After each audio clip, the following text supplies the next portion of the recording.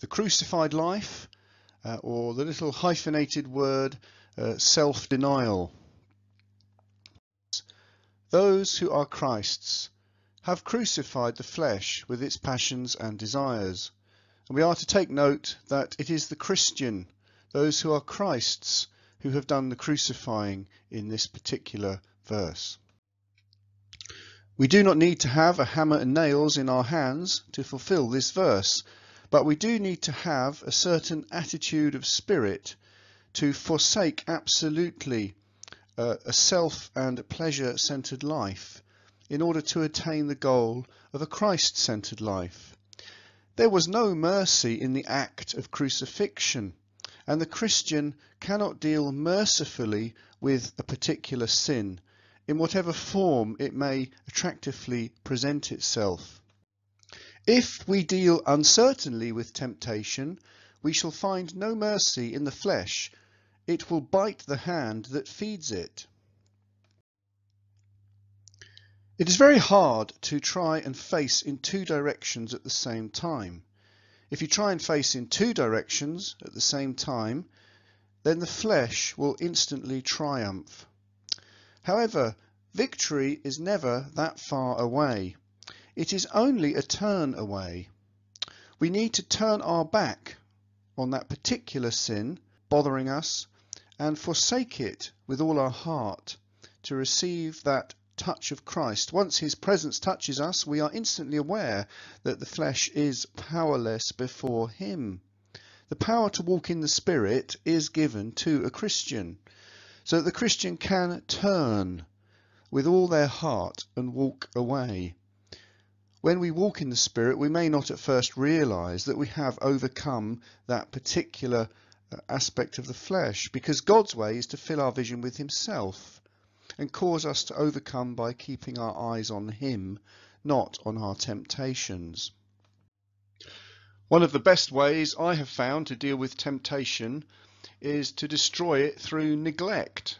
If you focus upon the temptation and try to battle it in your own strength, you'll find that it grows in strength and becomes like a giant in front of you. Whereas if you can find a way to neglect the temptation, then that is a way to overcome it. The best way to neglect temptation is to refocus your heart and mind and fill your heart and mind with something else.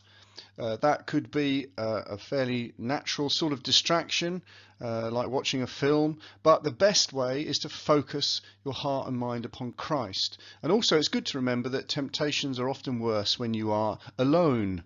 Jesus, after all, was tempted in the wilderness when he was on his own. So it's also good to try and find friendship and connection, fellowship, or a phone call maybe with another Christian. A.W. Tozer, an American pastor and author, once wrote a book about the fact that he believed that many Christians were never taught the principle of self-denial. They were never taught that there was this crucifying of the flesh by the Christian, that it was really all only and ever about Jesus hanging on the cross.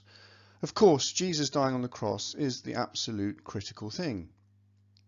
But Tozer argued there is some part, however, in the Christian life where the Christian needs to do some self-denial and take up their own cross.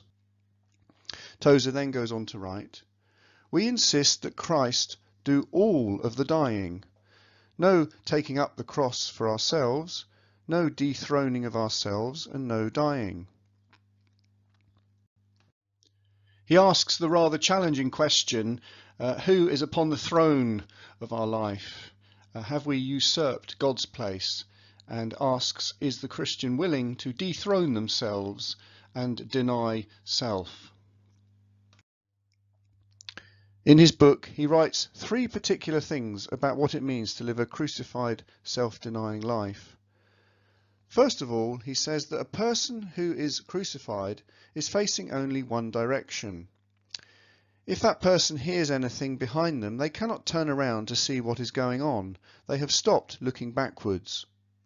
The crucified person is looking in only one direction, and that is the direction of God and Christ and the Holy Spirit, the direction of the Bible, world evangelism, the building up of the church, and holiness and a spirit-filled life. second aspect of leading a crucified life, according to Tozer, is that when a person goes out carrying a cross, they are saying goodbye. They are not coming back. In other words, they have turned their back upon the world and said goodbye to it. And he writes in his book, get a man or woman converted who know that if they join with Jesus Christ, then they are finished as regards this world. Then you have a real Christian indeed. Thirdly, Tozer writes in his book that a person leading a crucified life is someone whose plans have been submitted to the Lord. Any plans they have, they must allow to be crucified and nailed up with them upon the cross. Tozer writes in his book that we must, as Christians, bring our self-sins to the cross of judgment. We must invite the cross to do its deadly work within us. Self can be like a veil that hides the face of God from us and can only be removed by doing this. Not by instructing ourselves or merely teaching ourselves.